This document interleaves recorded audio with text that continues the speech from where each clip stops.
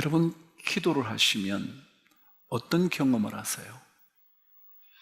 기도를 하시면 들끓던 마음이 조금 가라앉나요?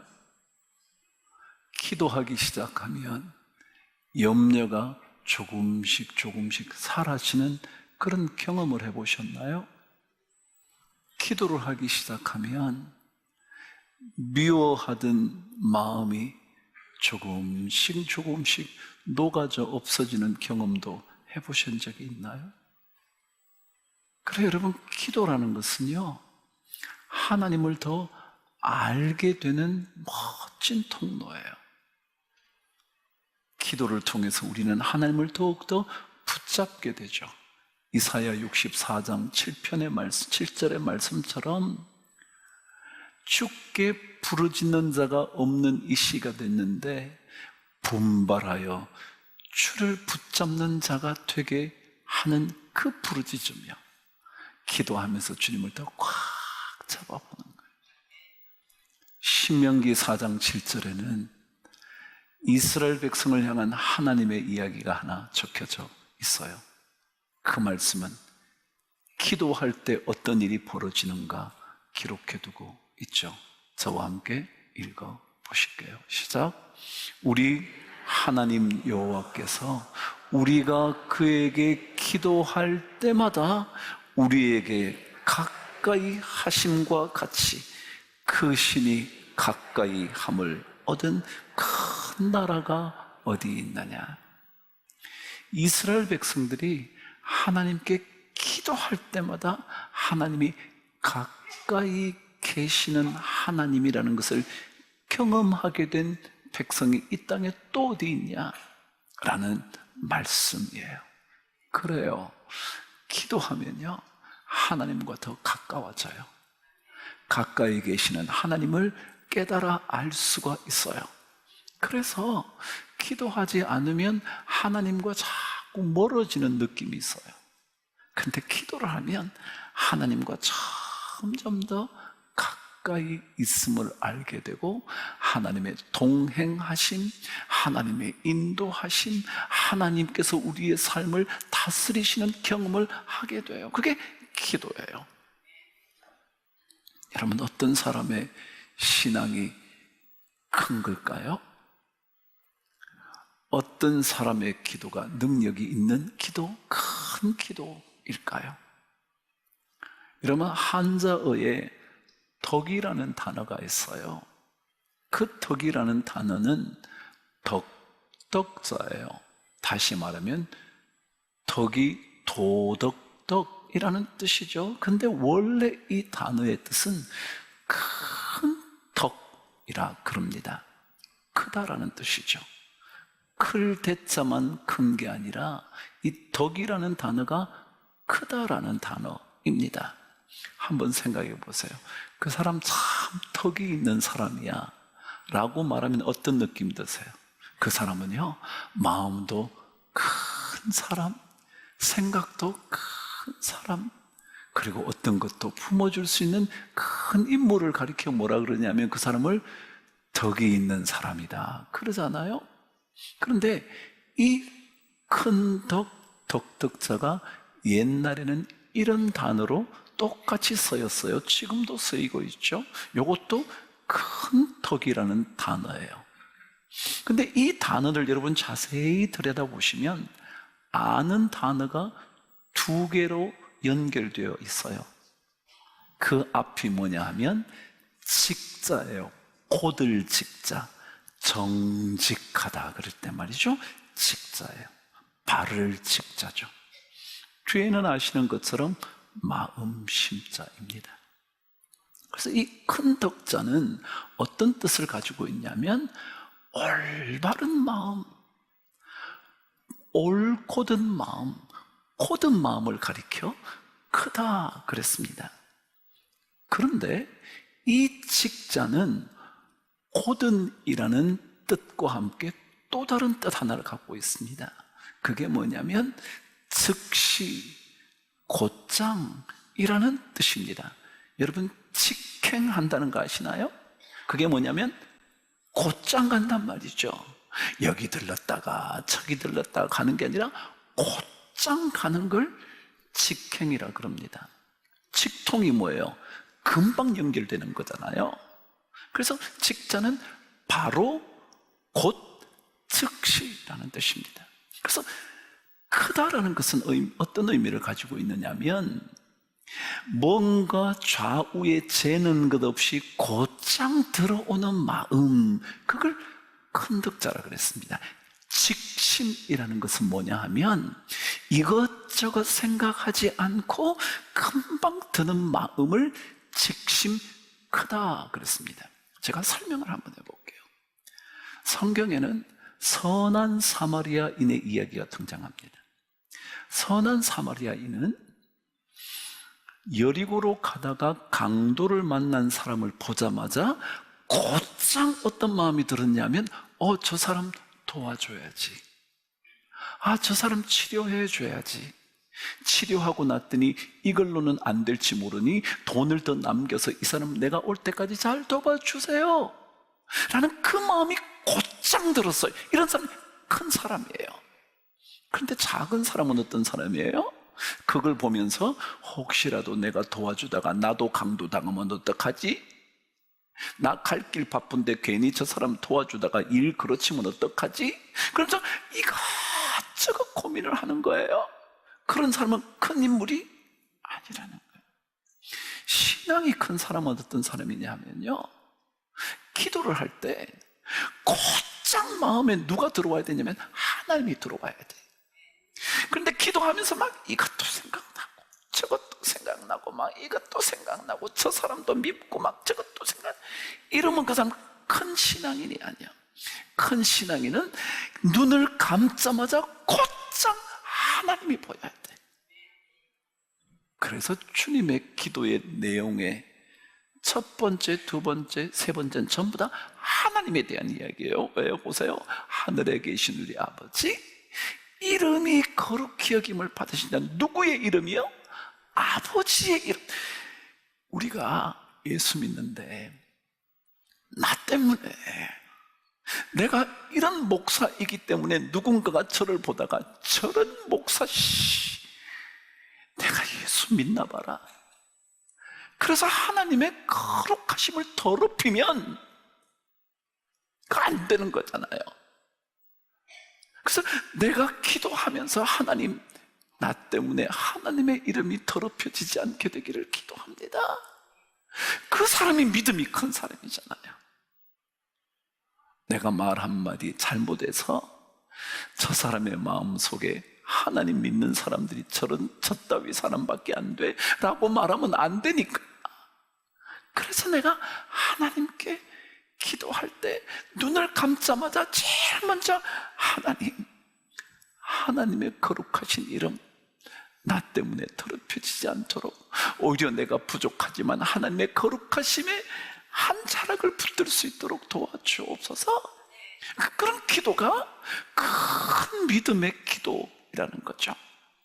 그래서 오늘 성경은 우리에게 두 번째 직접적인 내용 알려줍니다. 이렇게요, 이름이 거룩히 여김을 받으시오며, 그 다음 뭐라고요? 시작.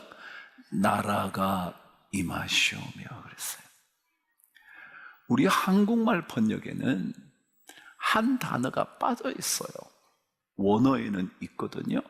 그게 뭐냐면 당신의라는 소유격 단어가 빠져 있어요. 그럼 다시 제가 읽으면, 하늘에 계신 우리 아버지요, 당신의 이름이 거룩히 여김을 받으시오며, 그 다음에 뭐요? 당신의 나라가 임하시오며, 이렇게 되어 있어요. 그래서 정확하게 당신의, 하나님의 나라가 임하시오며 그래요. 여러분, 하나님의 나라가 임한다는 게 어떤 의미일 것 같으세요? 여러분, 나라라는 단어를 영어로는 뭐라 그러냐면 kingdom이라 그럽니다. 하나님의 나라, 하나님의 왕국이라 그러죠. 자, 하나님의 왕국이 우리에게 임하게 해달라는 기도는 어떤 기도일까요? 천년 왕국이 우리에게 펼쳐지는 겁니까? 천군 천사들이 나타나서 우리가 거기서 잔치하는 그런 나라입니까? 아니 도대체 하나님의 나라, 하나님의 킹덤이 우리에게 임한다는 것은 어떤 의미일까요? 여러분, 킹덤이라는 것에 대해서 제가 좀 설명을 드려볼게요. 킹덤이라는 것은 왕국입니다. 왕국이 되려면 첫 번째 조건이 있습니다. 그게 뭐냐면 그 나라에 왕이 있어야 합니다. 이해가 되시나요? 왕이 없는 곳을 왕이라 그러지 않습니다. 여러분, 옛날에 귀족들이 살 때는요, 귀족들이 있었습니다. 공작이 있었고 백작이 있었고 남작이 있었고 그랬어요. 근데 공작이 다스리는 지역 영토를 뭐라 그랬냐면 공국이라 그랬습니다. 그럼 왕이 다스리는 지역을 뭐라 그런다고요? 왕국이라 그럽니다. 그렇습니다. 왕이 없이는 왕국이라 말하지 못합니다. 그럼 하나님의 왕국이라 그런다면 그게 무슨 뜻이냐면 그 나라가 왕이 다스리는 나라인데 어떤 왕이요? 하나님이 왕이신 나라가 왕국, 하나님의 나라입니다. 그러니까 그 하나님이 왕이신 나라가 내게 임하기를 원합니다 라는 기도, 이것은 왕이 다스릴 때 그 나라를 왕이 다스리는 나라, 왕국이라 그러잖아요. 그러면 왕국이라는 것은 왕이 다스려야 되는 겁니다. 내가 누구의 다스림을 받아야 된다고요? 하나님의 다스림을 받아야 내 안에 하나님의 왕국이 이루어지는 겁니다. 그렇지 않고는 우리가 이 기도를 아무리 드려도 허사입니다. 왜냐하면 하나님이 나를 다스려 주십시오. 왜냐하면 하나님, 당신이 내 인생의 왕입니다. 당신이 킹입니다. 내가 왕이 아니고요, 내 자식이 우리 가정의 왕이 아니고요, 아버지가 그 가정의 왕이 아니고요, 하나님이 왕 되심을 고백하는 것, 하나님이 다스리시도록 나를 내어드리는 것이 하나님의 나라가 우리에게 임하는 거다. 그런데 여러분 한번 생각해 보십시다.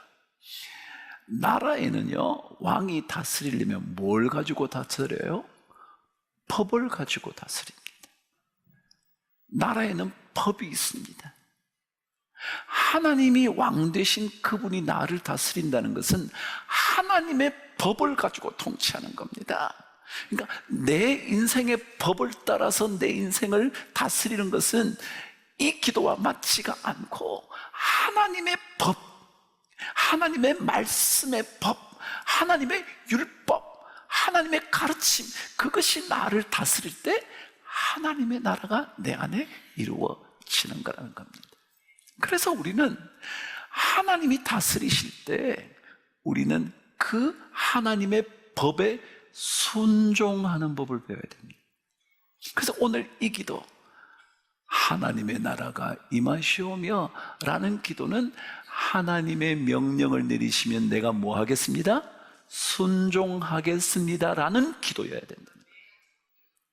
하나님이 말씀하시는 법에 따라서 내가 따라가 보겠습니다. 이 기도가 하나님의 나라가 임하시오며 라는 거라는 거죠. 근데 여러분, 다스린다고 한번 생각해 보세요. 다스리게 되면 여러분의 마음대로 할 수 있다는 뜻인가요? 할 수 없다는 뜻인가요? 그럼요. 여러분은 이렇게 하고 싶은데 법이 그렇게 못하게 한다면 못할 수밖에 없잖아요. 그래서 다스리신다는 것은, 다스린다는 단어는 언제나 제약이 있다, 그런 뜻입니다. 제가 자주 말씀드리는 것처럼 내가 하나님만 믿지 않았으면 이렇게 해도 되는데 하나님을 믿기 때문에 내가 이렇게 할 수 없는 제약을 가지고 있는 겁니다. 그게 뭐냐면 다스림을 받는다, 그런 겁니다.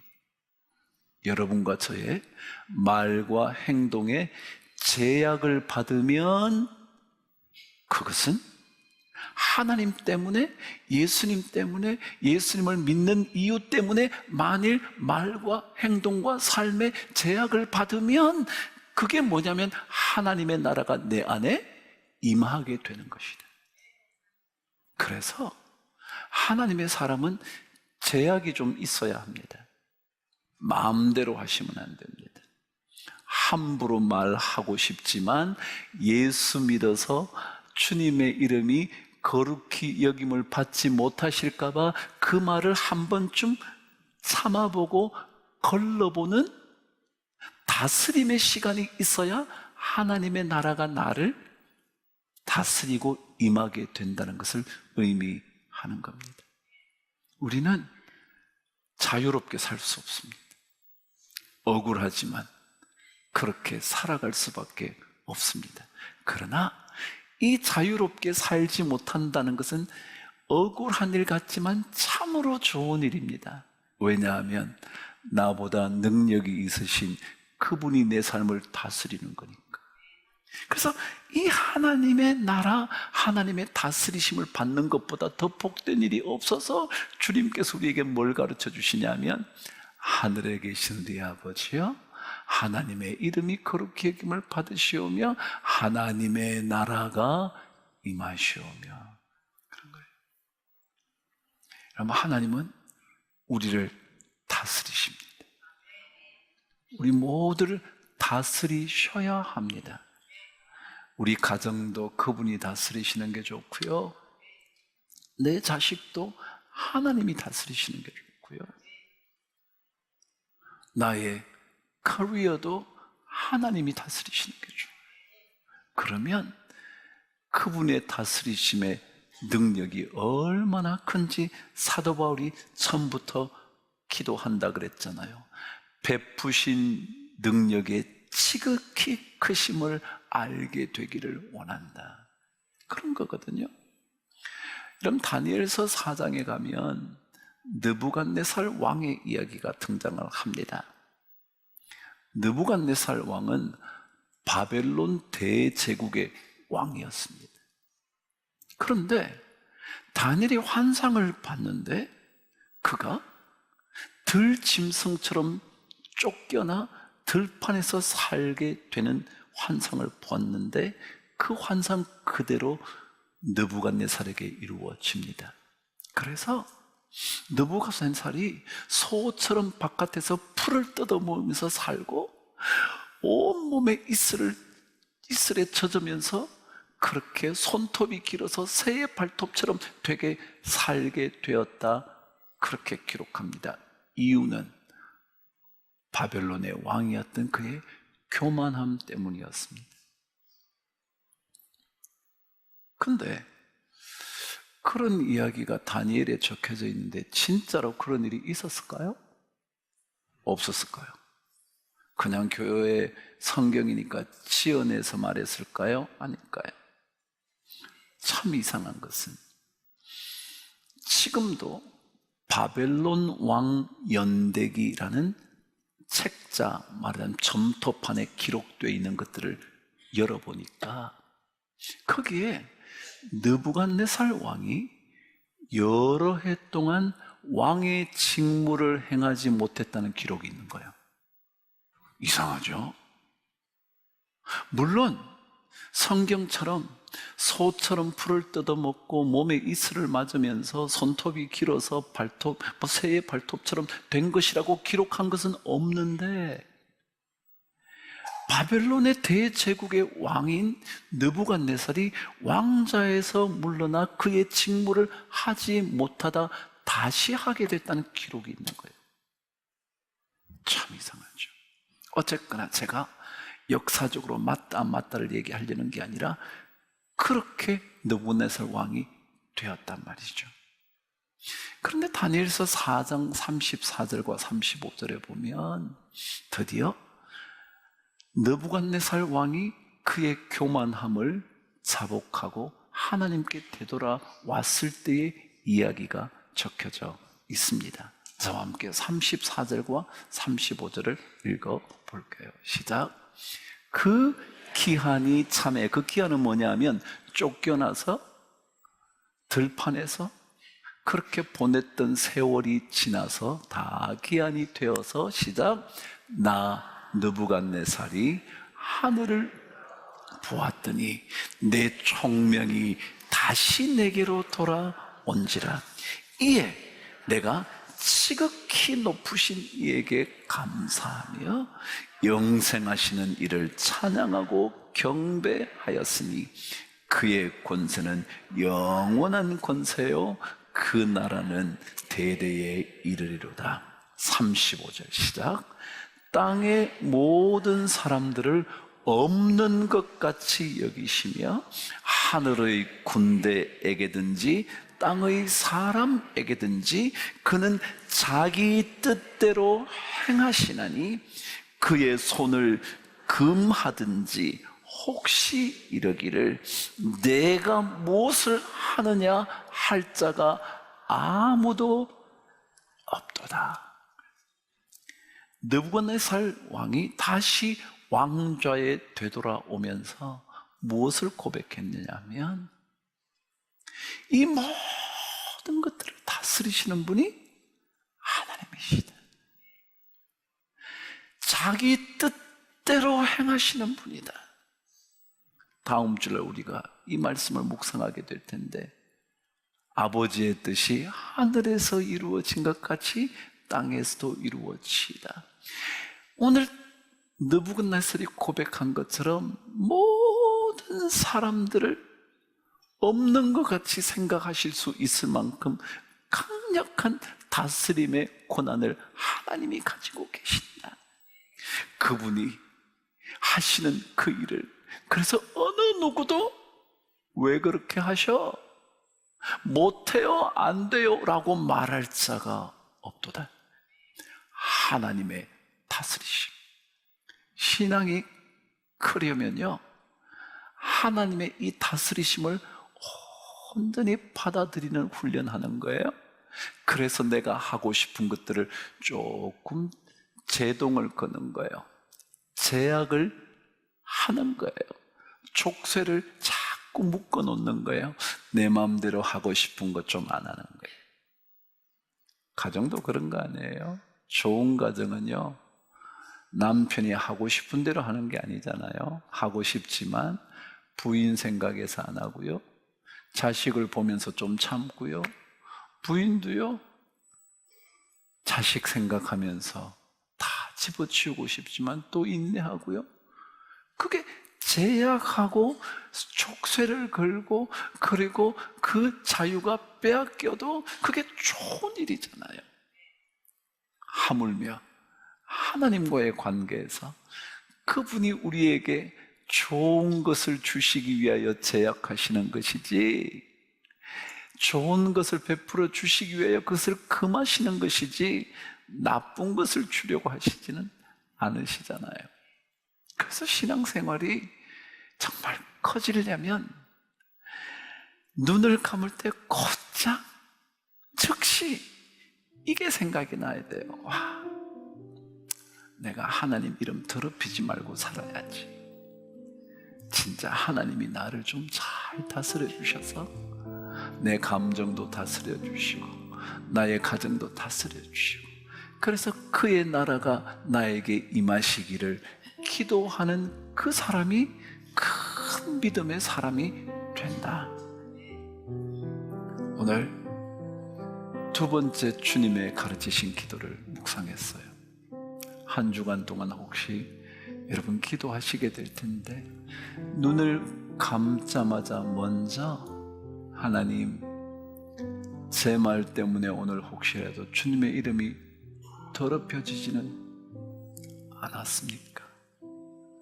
하나님, 내가 내 마음대로 오늘 하려고 그렇게 한 것은 없습니까? 이 기도가 가장 먼저 즉시로 나타나게 되어 신앙의 큰 모습, 기도의 큰 능력이 꼭 나타나게 되기를 주님의 이름으로 축복합니다.